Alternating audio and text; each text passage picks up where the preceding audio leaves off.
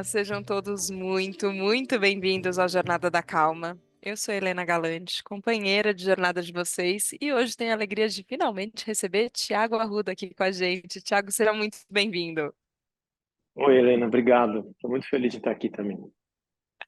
Não combinamos nenhuma linha sobre esse papo, eu só tinha certeza absoluta que eu queria conversar com você e que no momento a gente ia entender o que que estava mais forte, mais presente na gente. E você fala muito sobre a escuta do corpo, Ti.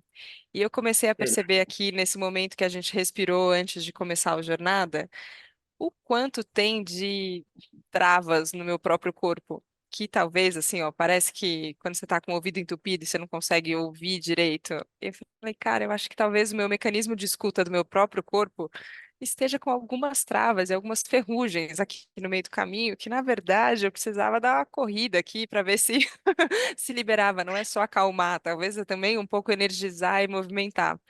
Isso foi um pouco que eu fui sentindo agora muito rapidamente, mas eu sei que tem um trabalho possível da gente fazer, que é de afinamento dessa escuta. Como foi que para você aí para o seu próprio corpo e como é que ele está aí agora, esse processo de aprender a ouvir mais, Ti? Então, esse é um processo longo, né? Na minha história pessoal, a gente não vai ter tempo de conversar hoje. Mas brevemente, assim, eu sou pai do Felipe e da Ana Lu, hoje sou casado com a Mari, e eu acho que isso é o que mais me define enquanto personalidade no mundo, assim. De resto, eu acho que o mais importante é o quanto que eu me observo. E a minha história começou não, né? Mas nessa história da escuta do corpo, começou quando eu estava fazendo engenharia civil. Eu não queria fazer isso, mas eu fui seguindo a minha cabeça lógica e um pouco do meu pai também. E de repente eu me vi com muitas dúvidas que a minha cabeça cartesiana da época não conseguia solucionar, porque eu olhava um horizonte, se eu fizer isso, vai dar aquilo, não, não quero. Se eu fizer isso, vai, e eu ficava dando loopings mentais. Até que eu passei é, uma certa dificuldade física, que eu nasci prematuro, né? Então eu nasci com umas questõezinhas aí meio mal formadas. Eu tive que fazer uma operação com 1 mês e meio. E isso me gerou algumas questões de joelho, algumas questões de quadril, que eu não sabia que era isso, depois eu fui descobrir. E aí nessas dúvidas mentais de faculdade que eu estava fazendo, junto com isso eu tive que fazer uns tratamentos. Fiz roping, eu fiz um pouco de fisioterapia, e nada resolvia. Até que eu fui parar numa aula de yoga e ali eu percebi o quanto meu corpo não estava pronto para aquilo. Então eu tinha que fazer umas posturas de pé, um pé no chão, outra perna abria, meu tornozelo frouxo, mole, meu quadril não respondia. Eu falei, meu Deus, esse corpo aqui ele está negligenciado. E a minha cabeça racional não vai resolver isso. Entende? E a partir daquela frustração meio egóica mesmo, de perceber que eu não conseguia fazer as posturas, eu comecei a praticar. Até que um dia eu conheci o Francisco Caiuti, que hoje é o método que eu dou de aula, que ele transformou um pouquinho o yoga milenar indiano num yoga moderno. E ali eu consegui escutar meu corpo. Falei, nossa, aqui eu consigo parar, respeitar as minhas individualidades e realmente perceber as questões que estão antes, né, daquela dificuldade da postura em si. E foi, de lá para cá, foi um processo crescente, de cada vez mais fechar o olho, respirar, tentar deixar o corpo me dizer o que ele está querendo me dizer.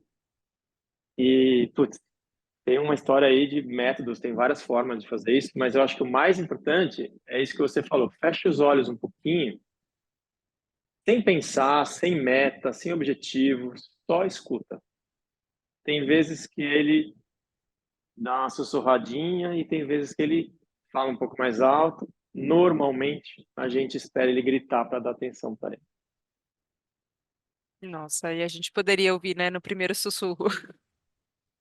Então, exatamente. Acho que essa que é a ideia, é começar a treinar a atenção para você ouvir o primeiro sussurro.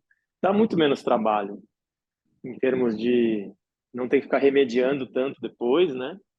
Mas para você chegar nesse processo, tem que ser uma coisa de médio e longo prazo. E hoje em dia o que as pessoas querem é pílula mágica que resolve no dia seguinte. Então é uma coisa que é contraditória. O que mais elas precisam é o que elas menos querem fazer, que é parar, respirar, ficar um pouco sem nenhum estímulo externo, né? Seja visual, seja auditivo, seja, às vezes, até coisas que você consome. Então, eu sinto que a escuta do corpo, ela precisa de uma pausa. E não precisa ser uma pausa num retiro de silêncio. Eu fiz também, mas não é sobre isso. É sobre você, às vezes, estar lá trabalhando no computador, né? E para um pouquinho, fecha os olhos. Isso já dá uma restaurada boa. Agora, nesse processo de observação e de escuta, né, que a gente pode fazer do nosso corpo, eu percebo que eu, pelo menos, encontro também algumas imagens fixas, né, alguns conceitos físicos do que é um corpo saudável, por exemplo. Uhum, Então eu vejo isso, assim, e tem momentos que eu já senti no meu corpo que eu precisava de força, assim, ó. E eu tô no momento agora treinando força. E eu acho bom, uhum, eu acho que eu tava precisando exatamente dessa firmeza. Você falou do tornozelo frouxo, eu tô isso, uhum. tentando, eu e o meu joelho, meu quadríceps aqui, a gente se entender como é que a gente vai se mexer de um jeito que é bom para todo mundo. E esse treino de força tem sido bem importante. Mas isso condiz com essa imagem que eu tenho, pelo menos, eu acho que é um estereótipo bem difundido, assim, dado que um corpo saudável é um corpo forte. Mas muitas vezes eu vejo que tem uma tensão e que eu não dou para o relaxamento a mesma importância que eu dou para o treino de força, por exemplo. Você percebe isso Uhum. nos seus alunos também, Ti, que tem uma que às vezes a gente está focando muito numa coisa e é isso que você falou, que às vezes o que a gente muito precisa, a gente nem considera fazer. É o que eu mais sinto, na verdade.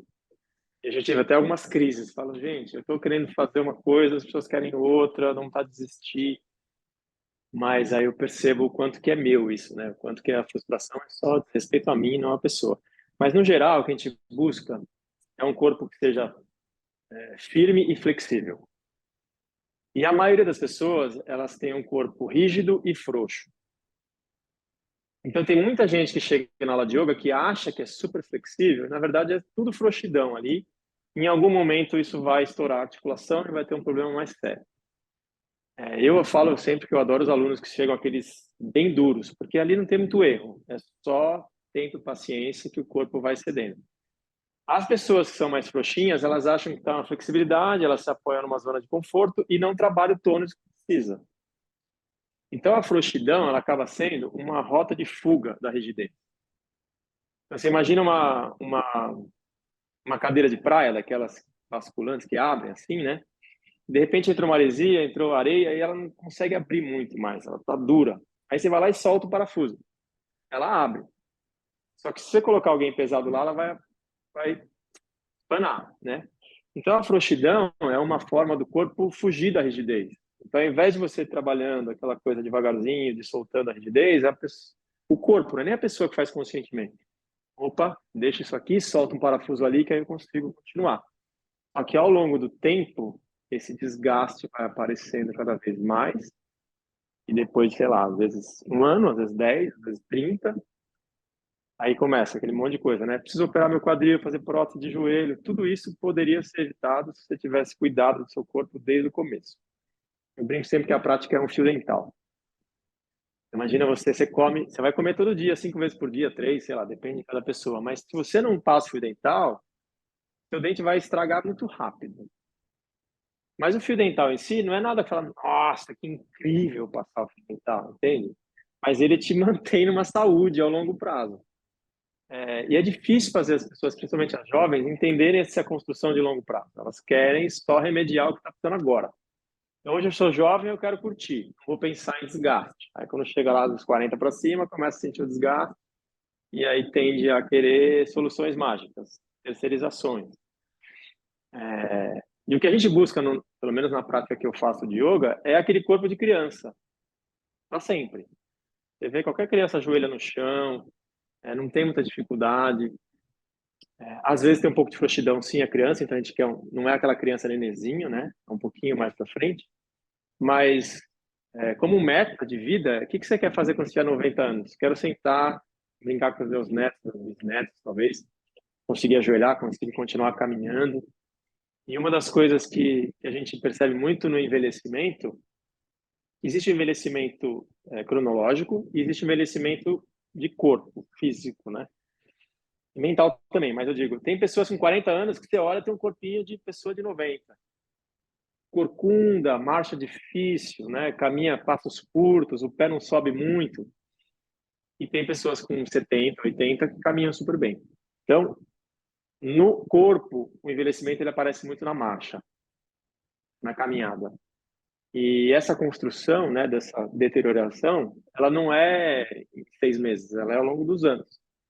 Então, o processo de tentar ou resgatar para quem começa tarde ou manter para quem começa mais cedo, também é de médio e longo prazo. Acho que é isso. Agora, quando esse exemplo do fio dental é ótimo, porque a gente sabe que tem que passar, mas tem que ficar numa briga com a gente mesmo para falar, não, beleza, não vou pular essa etapa importante da higiene bucal, vou aqui fazer. E você falou, né? A gente está às vezes tão buscando sempre isso, sempre um estímulo externo, sempre um entretenimento, sempre uma coisa que vai acontecer é, estimulante, assim, né? Que é excitante de alguma forma, e aí o que é rotineiro, o que você tem que fazer, e que talvez pode ser legal, talvez pode não ser tão legal um dia, mas que vai te fazer bem a longo prazo, a gente vai deixando para depois. E eu sinto que isso falando da rigidez mental, né, que acho que se reflete no corpo também, fica para mim muito claro que tem um pensamento ali que se reflete nesse hábito, que se reflete numa ação que vai ter consequências depois. É, Uhum. e eu sempre fico tentando, e aí acho que é uma tendência não só minha, mas da nossa sociedade, que a gente fica tentando consertar, não sei se é o verbo certo, mas a gente fica tentando lidar com as questões da mente a partir da mente mesmo, né? Então aqui eu vou pensar a respeito disso, aí eu vou fazer um podcast a respeito disso, aí eu vou falar a respeito disso, aí eu vou ouvir a respeito disso. E eu tô no momento meio cansada de mim mesma e de tanta ladainha e falando, tá bom. Agora é isso aqui, com esse corpo aqui de Helena que eu tô movendo agora, o que que eu tenho que fazer com isso agora? E ir um pouco mais para ação. Mas eu percebo que acho que talvez eu ainda tenha que ouvir um pouquinho mais sobre como o corpo ele é um caminho possível. Porque é quase como se a gente tivesse um descrédito com esse caminho. Parece que ele é menos válido. Não sei se você tem essa sensação que a gente tem essa hierarquia de valores assim, né? Primeiro a mente, depois o corpo. Nós como sociedade certamente temos. Eu já não tenho mais faz tempo. Aliás, quando eu começo a pensar demais, eu falo, opa, senta aí no tapete, fecha os olhos, dobra o tornozelo, dobra o joelho. É, Tem uma frase que eu não vou lembrar de quem é, mas que fala que o caminho mais longo na nossa vida é da cabeça para o coração. E ele é curtinho, né? Mas essa descida, ela não é tão óbvia. Eu acho que lá atrás já foi mais uma coisa visceral, que a gente tinha uma coisa mais de força física, depois de um tempo passou a se valorizar demais a inteligência racional, né? E aí acho que perdeu, desconectou com o corpo. Só que, na verdade, se você pegar a neurociência, vai dizer o contrário. Quanto mais você movimentar seu corpo, mais inteligente você fica. Porque o cérebro tem uma neuroplasticidade e essa... Você falou, acho que na hora que você fechou o olho, né? Que tem caminhos que parecem que estão obstruídos. Então, tem caminhos neurais obstruídos, tem caminhos que até estão cortados, perdeu mais, não tem mais sensibilidade. Então, tem gente que você fala, mexe o dedo, não consegue mexer o dedo. É mais ou menos uma estrada que você abandonou e de repente a mata tomou conta e você não vê mais a trilha. Ou passou ali um trator e construiu uma outra estrada em cima, você já não tem mais a conexão com o outro lado.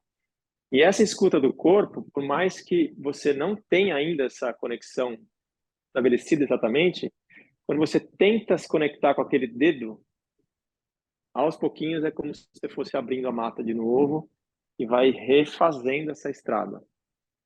E tudo isso é sobre percepção. Não é uma coisa de ação. A ação, o corpo que a gente usa, é uma ferramenta de acesso à percepção. Então, é muito mais sobre entrar num sistema nervoso parasimpático do que sobre uma coisa de no pain, no gain, que a galera fala tá pago, né? Fiz academia, tá pago. Mas tá pago o quê que tá pago? Às vezes você fez um esforço desnecessário por uma ação que podia ter bem menos esforço. e tá machucando a articulação, tá repetindo padrões, que você falou, né?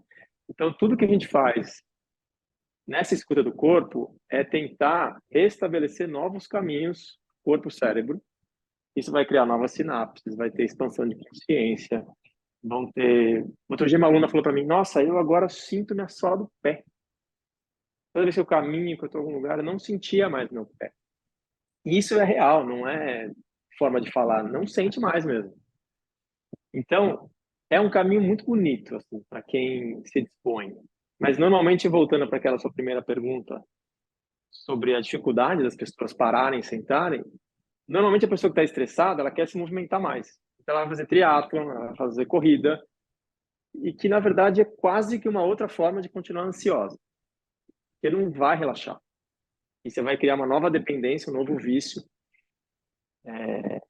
E se você senta, só se ouve. É muito simples, mas tão simples parece que nada está acontecendo, né? Mas tem uma revolução cerebral. A hora que você fala, nossa, eu tenho um joelho. Se você pegar o Joe Dispenza, ele refez a coluna dele inteira só meditando. E não é meditando naquele esquema que você pensa num incenso, um Buda. É só olhando para dentro, se percebendo mesmo. E às vezes a imagem que você tem do corpo, ela pode atrapalhar. Então por isso que a gente fala, nem precisa saber muito de anatomia. Você precisa só sentir. E aquele ponto que você não sente, presta mais atenção nele. Daqui a pouco ele vai começar a se manifestar de novo. E aí, que nem umas alunas falam também, nossa, parece mágica, de repente mudou. É, de repente não foi. Faz 2 anos que você está praticando aqui, começou a mudar um pouquinho. Então, é um trabalho demais, assim, bonito demais. Mas é meio remar contra a corrente atual. Mas eu gosto muito, assim, e eu sempre fico feliz de ver e pensando o quanto a gente precisa mais disso, assim. Me veio uma pergunta para te fazer que eu nem sei se faz sentido ou não faz sentido, e você vai me dizer. Quando você estava se apresentando, que você falou "Ó, o que que mais faz sentido para eu contar da minha personalidade hoje, você falou o nome dos seus filhos e também da Mari Ferrão, que já esteve aqui com a gente no Jornada da Calma, com quem você é casado hoje. E eu fiquei Uhum. pensando na paternidade, os efeitos que ela tem no corpo, assim. Que a gente fala muito das transformações da gestação para a mulher, né? Da gestação e da amamentação, e é claro que isso tem um impacto gigantesco. Mas eu fico pensando na vivência da paternidade, como você a vive hoje, ela tem uma mudança física também, não? Você sente no corpo? Mudou alguma coisa no corpo depois que você virou pai, Ti? Ah, eu acho que sempre muda, né? Mas eu tenho uma percepção de paternidade que ela se divide, né? Porque hoje, de uma certa forma, eu também sou pai, entre aspas, dos filhos da Mari, né? E eles me mostraram que, para mim, sempre foi mais fácil ser pai de criança do que pai de adolescente, porque os meus hoje são adolescentes. E muito disso por uma questão que, na época, eu era muito rígido mentalmente. Então, eu queria controlar muito que eu podia fazer com eles, ou, às vezes, não deixar passar nada, sabe? E essa rigidez mental eu comecei a perceber no meu corpo também. E não só isso. Eu falei um pouco da frouxidão e rigidez, né? Eu acho que as pessoas que são muito rígidas, elas tendem a ser ou aquela coisa pé na porta, que gera medo nos filhos, né? E aí tem um respeito muito pelo medo e não acreditar no que está falando. Ou, por um outro lado, às vezes você acaba sendo frouxo. Ou você grita ou você deixa. Não tem muita firmeza. Então eu comecei a perceber que eu precisava de mais firmeza e mais flexibilidade, menos rigidez e frouxidão com eles. Isso foi repetido no meu corpo a partir de uma mudança de padrão de pensamento, a partir de uma mudança de padrão de hábitos mesmo. Porque a gente pensa mais ou menos, eu não lembro agora o número exato, mas muitos mil pensamentos por dia, e mais de 95% são os mesmos. A gente pensa as mesmas coisas, a gente faz todo dia quase a mesma coisa, a gente repete, repete, repete. E isso entra um modo default do corpo, assim, sabe? Então você já falava, eu nem penso mais e faço sem perceber.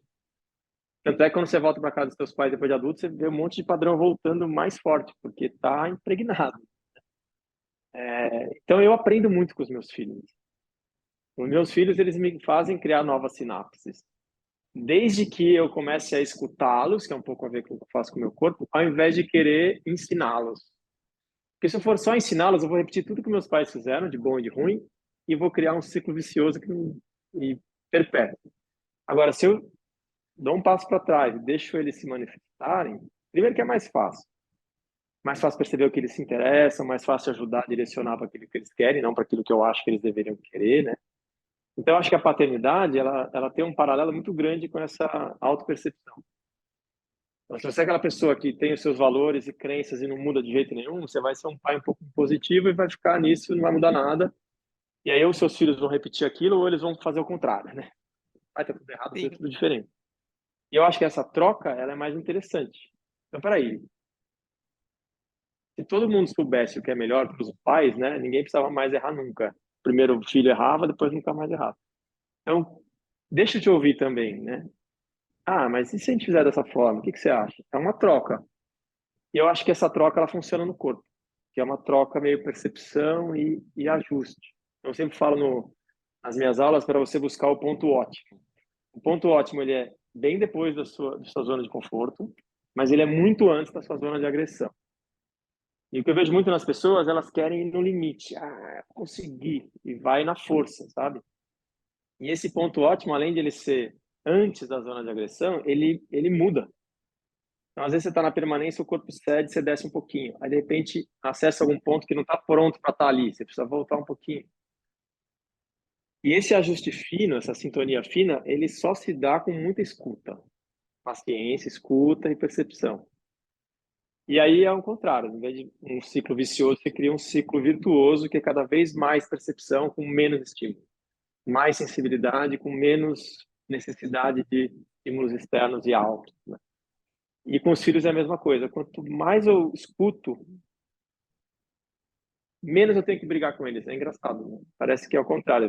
Tudo que eles fazem está errado e eu preciso ensiná-los o certo. Eu não, eles sabem quase tudo já. Aliás, você falou do corpo. O corpo é o mesmo há não sei quantos milhões de anos. O nosso cérebro deu uma evoluidinha, mas o corpo é o mesmo. Tanto é que ele é muito sábio. Ele não precisa de evolução. Nosso corpo ele é perfeito.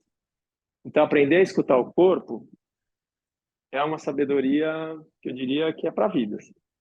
E aí você aprende a escutar o outro, você aprende a escutar a sua companheira, seu companheiro, seus filhos, seus pais. E deixar de ficar uma briga, né? Uma resistência. É, escuta e deixa levar.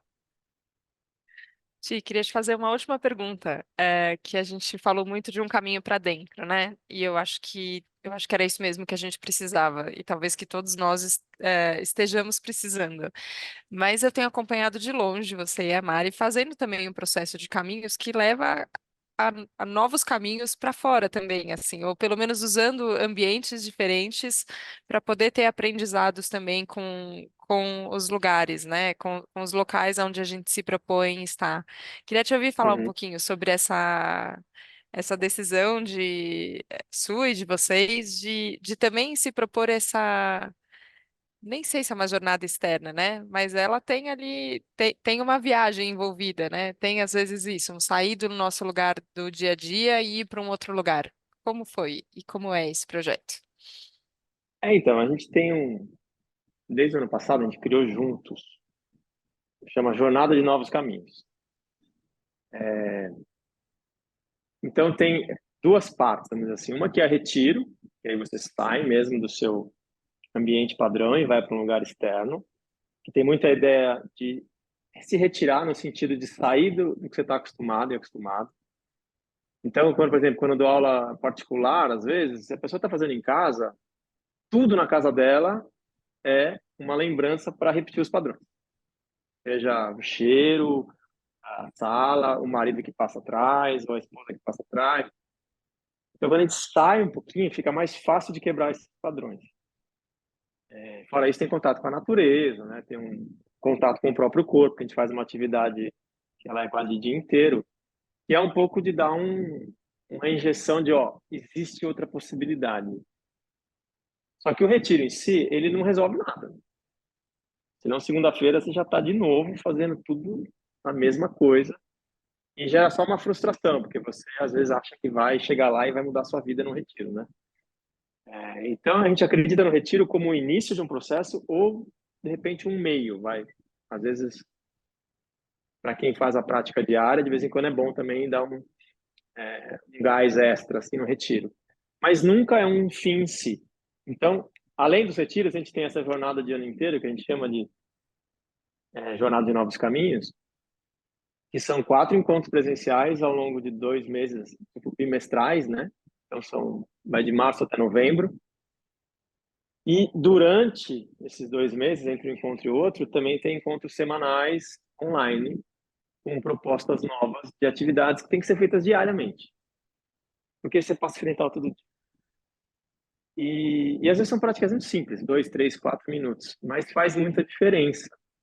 Então a gente acredita nas duas coisas. Uma é sai um pouco do que você está achando que é a única forma possível de viver, experimenta outras possibilidades, perceba que seu corpo está querendo te dizer um monte de coisa e depois vamos trabalhar todo dia porque é o que faz a transformação. Essas atividades pontuais elas não resolvem nada. E aí foi gostoso trabalhar com a Mari, porque a gente se complementa, né? Eu sinto que ela tem qualidades que eu tenho qualidades que ela não tem, e a gente conseguiu sair um pouco dessa disputa também de querer saber quem que está liderando, e a gente flui muito bem, assim. Então, a gente aprende um com o outro. E aí, quando a gente aprende, a gente consegue também, não é nem ensinar, é uma coisa meio que transborda, sabe? As outras Que pessoas. lindo. Né? Eu nem estou fazendo parte do processo, mas eu sinto esse transbordamento daqui. Acho que foi muito dele que veio essa vontade muito forte da gente ter essa conversa. E eu aprendi um monte te ouvindo, te vendo também. Eu acho que tem eh, tem esse caminho de descoberta para dentro, que eu acho que é em busca dessa zona do ótimo que você falou, que é para depois da nossa zona de conforto, mas antes da gente começar a se machucar ali só por uma obstinação, tem que ser assim, vai ser assim. Então, ok, nessa busca da zona do ótimo tem um caminho para dentro que ele é muito poderoso e eu acho que ele é muito íntimo em muitas esferas, mas eu sinto ele muito acompanhado. Quando eu posso te ouvir e falar, nossa, ok, frouxidão, é isso que eu quero evitar, é a frouxidão, mas também não é o caminho da rigidez que eu quero, tem a flexibilidade, tem a força, tem as palavras, mas tem o exemplo vivo, assim, que eu acho que é isso que torna consistente e que a gente aprende com ele. Então, eu queria te agradecer demais pelo exemplo, pela demonstração e pela partilha. Obrigada. Eu te agradeço. Só uma coisinha que eu esqueci de falar, que vale para aquilo que você falou Conta. de estar fortalecendo, né?